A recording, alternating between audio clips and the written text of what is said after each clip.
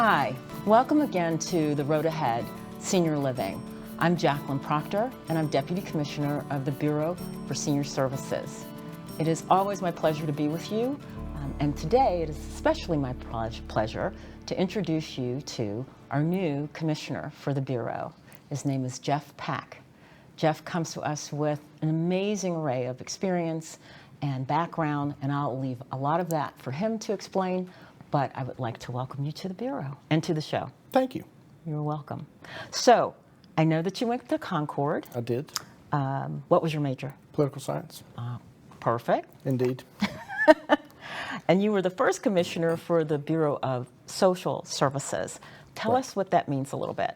So the Bureau for Social Services was born out of the Bureau for Children and Families at what was then the Department of Health and Human Resources. At some point, the leadership at DHHR had decided that the Bureau for Children and Families was quite large and made the decision to separate the Bureau for Children and Families into the Bureau for Social Services and the Bureau for Family Assistance. Mm-hmm. The Bureau for Social Services oversaw all of the child welfare programs in West Virginia, as well as adult services and adult protective services. Sounds very complex. It is indeed complex, yes. But you were fit for the job. And before that, you were a representative in the House of Delegates. What district were you from? At the time, it was District 28. I represented portions of Raleigh, Summers, and Monroe counties. Mm-hmm. And what was the deciding factor about running for office? Ever since I was a little boy, I can remember my parents bringing me to Charleston to come to the town center to do school shopping or some event in Charleston. And I remember driving by the Capitol and looking at that beautiful dome and thinking that someday I'm going to work there. And I never really thought that it would come to fruition in that fashion, but it did. So after I got out of the Air Force, I went to college and I was trying to decide what to study. And I thought, well, I like politics, so I'll study that. So I did. And then eventually I found my way into the legislature. Fabulous. Well, I mean, finding your way in and staying in is two different things, but you clearly were there. You were there 2 terms, right? Well, part of 3 terms. Part of 3. Yes. And you really must have enjoyed it and enjoyed representing your community and your counties. What was your favorite thing about that? Oh, gosh. I loved the legislative process. I loved the discussion and discourse and debate. I loved the way that policy was made, oftentimes through compromise, sometimes not. Mm-hmm. I really enjoyed campaigning. I loved being out amongst folks and talking to people and knocking on doors and going to events.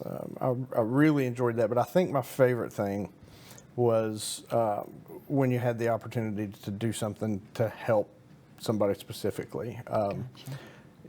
Perhaps the culvert in front of their home was clogged up, and every time it rained, their lawn or their basement would flood, and to be able to work with Division of Highways or something to get that cleaned out, and the little tangible things, I think those are the most memorable things. That's wonderful. That's what makes us all West Virginians together. We do things for one another. Yes. And do things that move the ball from point A to point B to point C. Thank you for doing that for those folks, our folks. So while a delegate, you were also chair of House Human Resources Committee. Tell me a little bit about that.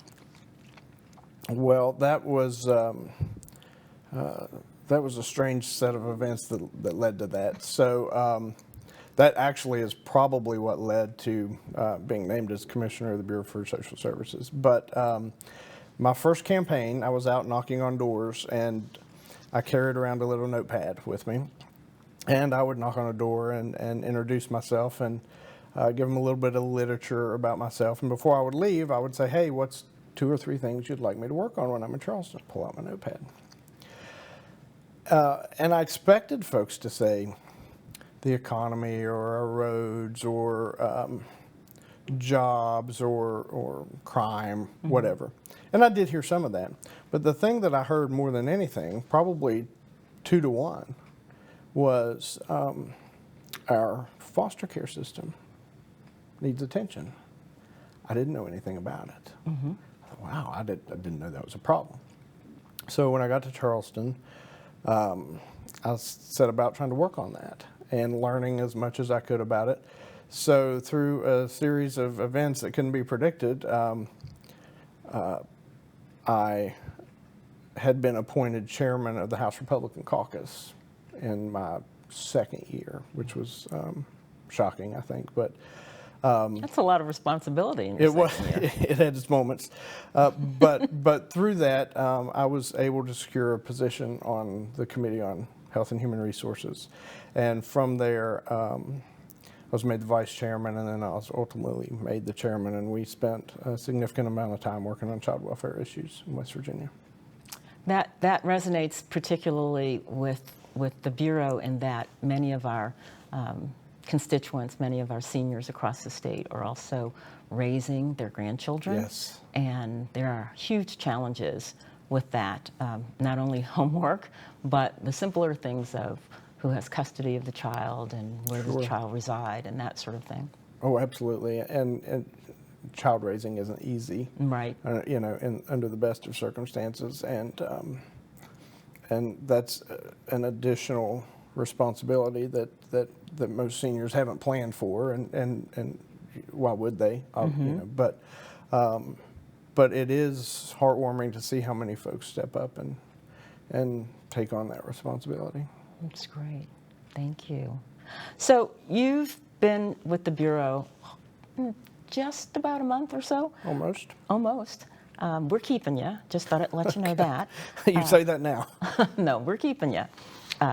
So you do come with this wealth of experience. So please give me a couple of 2, 3 thoughts or insights about your new assignment. What do you think of it? What would you like for it? I mean, it doesn't have to be long and involved, but just first impressions. How about that? First impression is I love it. I love this job. I'm excited to get to wake up every morning and come to work. As I said, I like being out in communities. I like talking to people. I like encouraging people.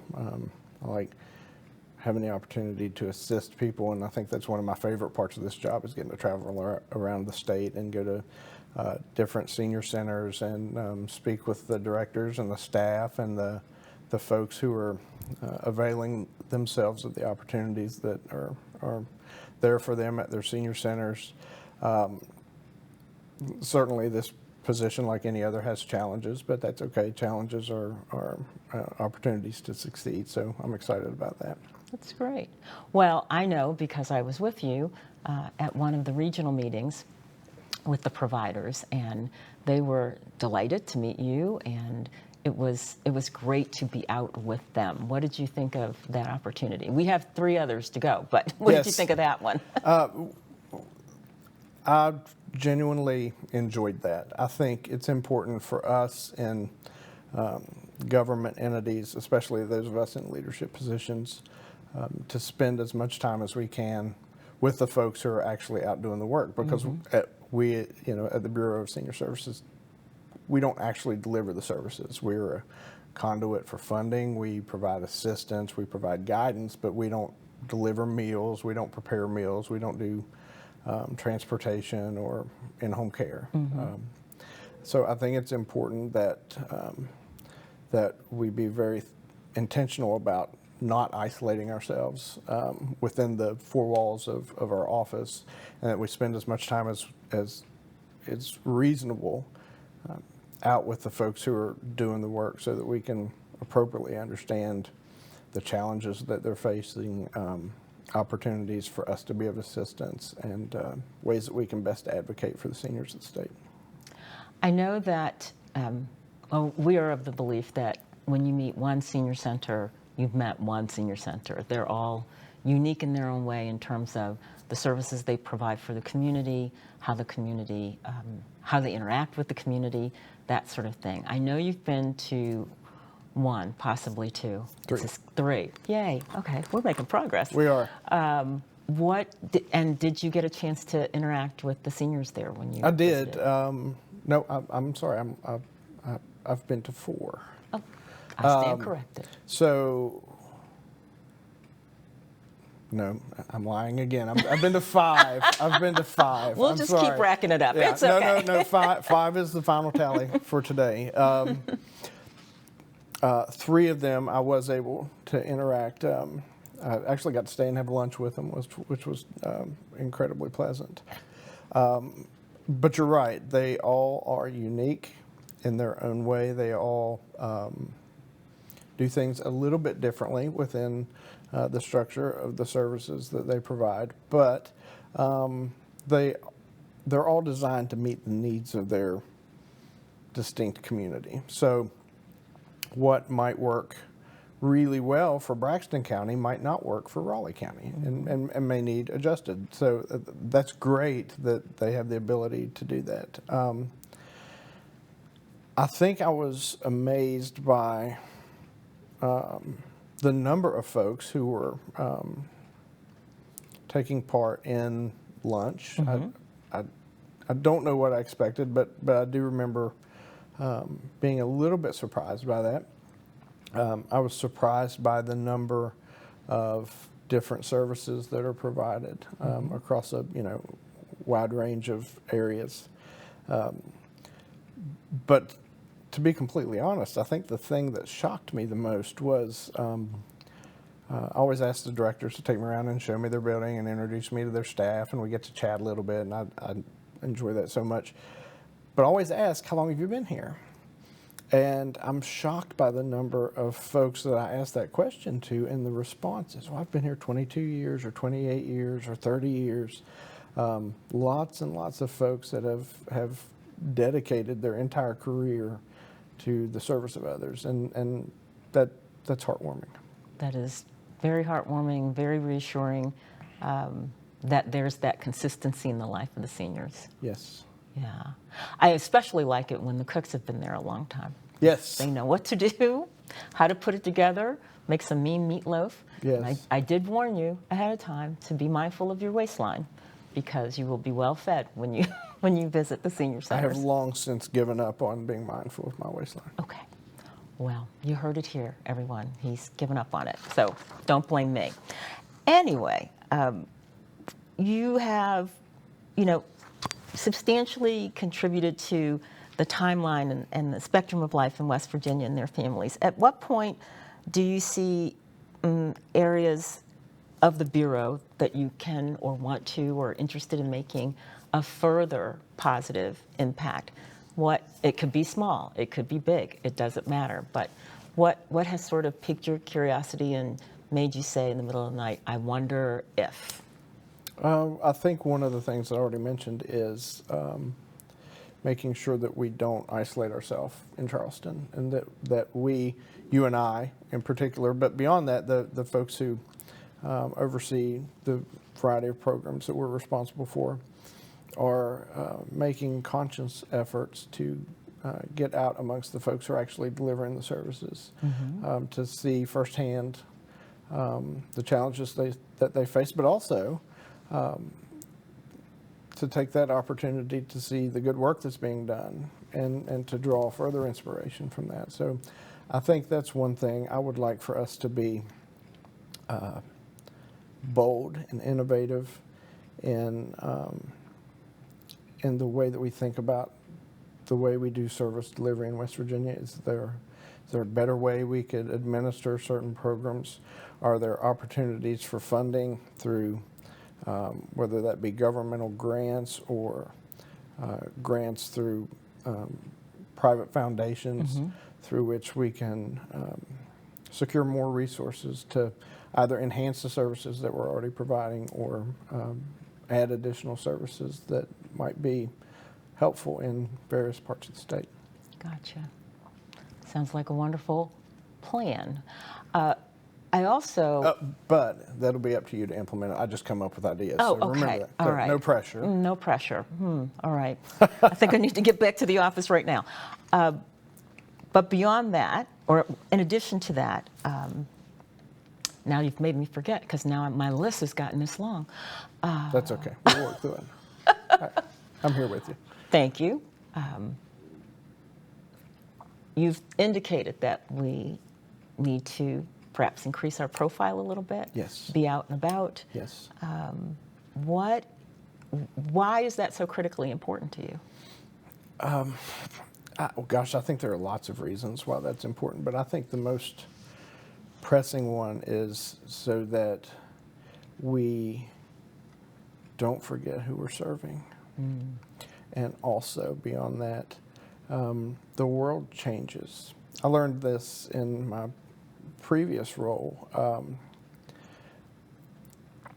The way that practice is implemented looks different today than what it looked like 10 years ago and 10 years before that.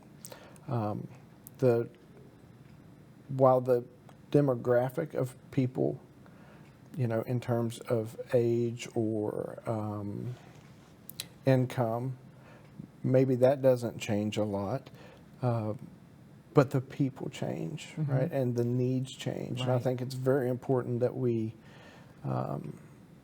recognize that so that if there are challenges, we can address those.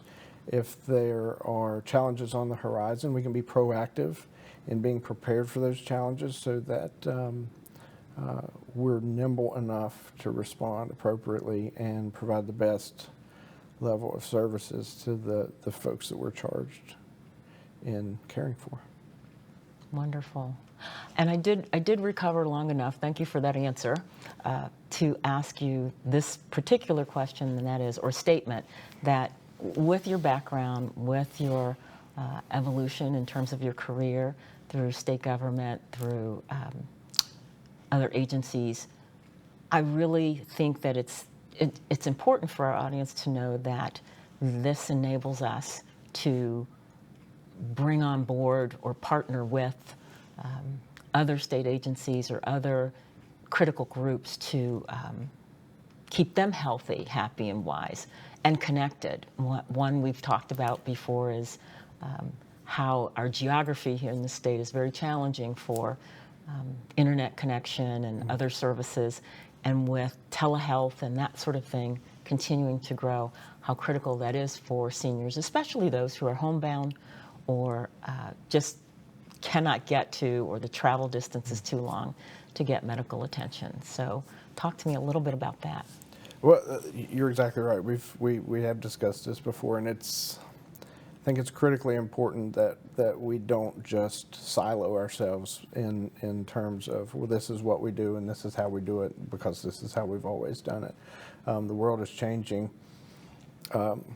Just healthcare delivery, like you just mentioned, looks vastly different today than it did 10 years ago, with the enhanced use of telehealth and the way that healthcare professionals can provide healthcare remotely, and given our geography, given some transportation challenges that folks might face, given our unpredictable weather.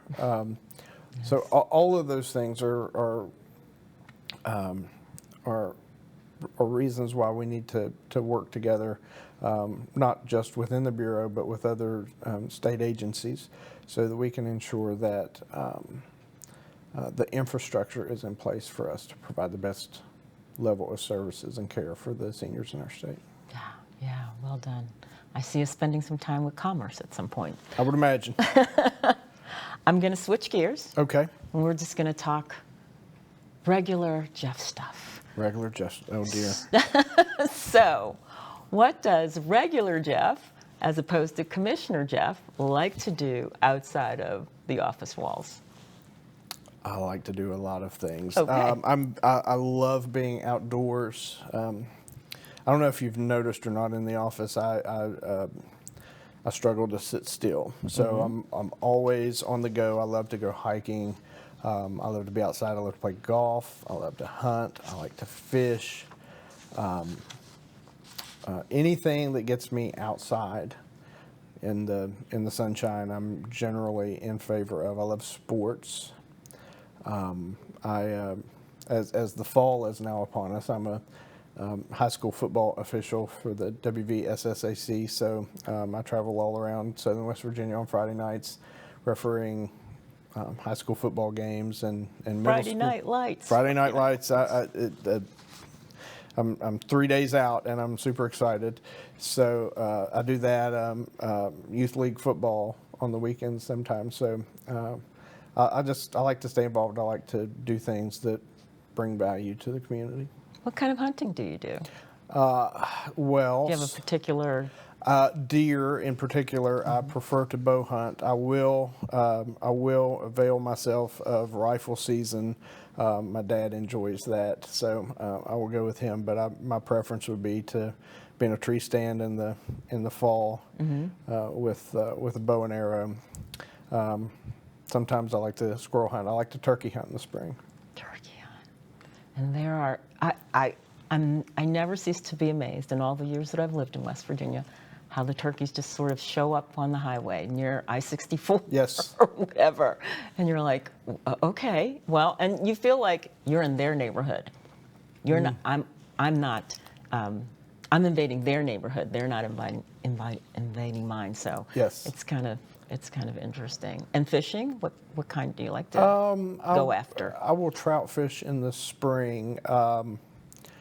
In the early spring, I like to go down on the Bluestone River and catfish when the catfish are swimming up the river to spawn. That's a lot of fun. So, So we know where to come for the fish fries. indeed, Okay. Indeed. All right. We'll just wait for that invitation. it's in the mail. Is there anything else, even in this short time that you've been with the Bureau, that you'd like to share with our viewing audience in terms of maybe not a futuristic idea, but something that you would like to see happen or you will attempt to work on happening that would improve their lives? That's a very deep question. It is. The first thing that comes to mind is, we have a very dedicated and smart staff who oversee, these programs that are disparate, and the subject matter experts are second to none. They're so dedicated and committed to our mission and what we do at the Bureau. That they are. So that is a testament to you, I think, more than anyone. But in light of that, they are a small staff. We're not a very large agency in terms of state government. So I would like to explore ways that we can more actively and aggressively seek out the grants that I spoke about earlier, both public and private, as a way to funnel more resources into our counties so that they can endeavor to add appropriate services. So I think that's probably first and foremost on my mind right now. All entities, whether it's a private business from a small mom and pop grocery store to Google, or state government in West Virginia or the federal government, while the resources might appear infinite, they are very much not. They are very finite. And we need to be and should be very conscientious stewards of those resources. But with that being said, recognizing the limited nature of those resources, I think it's incumbent upon us that we are very aggressive in seeking out non-traditional funding to make the services that the counties deliver better and more readily available. And go a little further, possibly. Yes. Yeah, because we are an aging state. I think we're third behind Florida, and we're all having birthdays the same year, so we want to make sure that those services are available for us when we need them. That's right. One day. I was actually thinking about that last night. Yeah. It occurred to me, I'm 44. So the timeline for which I would be available for many of these services is closer than the timeline from when I graduated from college. That is a sobering thought, isn't it? It is, So we want to make sure we have good things in place. indeed. Well, I want to thank you for spending time pleasure. with me, and I want to thank you for the compliment you just gave me. It is indeed a dedicated staff, and I'm going to take advantage of this opportunity sitting here to literally name them since they're Please so do. small. Please brag on them. I will brag on them. There's Terry Hess, our amazing CFO, Yes. who keeps us straight and out of trouble and makes sure all the funding is distributed correctly. There is Julie Crago, who is over our Older Americans Act programs, which is a big program of many other services. And she keeps the providers on track for what we have to do, and we have to do our not only our federal reporting, but our state reporting and making sure that they're done right. There's Nancy Cipoletti, who's in charge of our Alzheimer's respite program. There's also, and I know I'm going to forget someone, so I'll get in trouble You're for braver this. than I am, because I would have forgotten someone already. Let's see. So Rebecca? Nancy, and then we have our senior employment program, and her name has gone right out of my head, so I will be killed for that. And Julie, and we're hoping to obtain a new nurse for our version of our in-home care program. And Rebecca? oh my gosh, thank you so much. Rebecca, who's our state director of SMP and NIPA, and I think I've said those correctly, but she's our state health and insurance program director, also a brilliant person. Yes. So yeah. And the Medicaid folks. And the Medicaid folks, Suzanne Silverman, and also our long-term care person, Suzanne Messinger, and our West Virginia Senior Legal Aid Director, Dave Mizroni. I think I've said it correctly. He'll correct me when he sees this. So I want to thank you again for spending time with me and helping me through the names so I don't get in trouble. And I also want to thank you all watching today. This is very important work to us, as you can see, and I'm delighted to have introduced our new commissioner to you. We hope to hear feedback on our programs or anything that you may need in the future with regards to aging, whether it's you, whether it's a family member, whether it's a neighbor. Please reach out to the Bureau of Senior Services. So until next time, thank you for being with us and have a great day.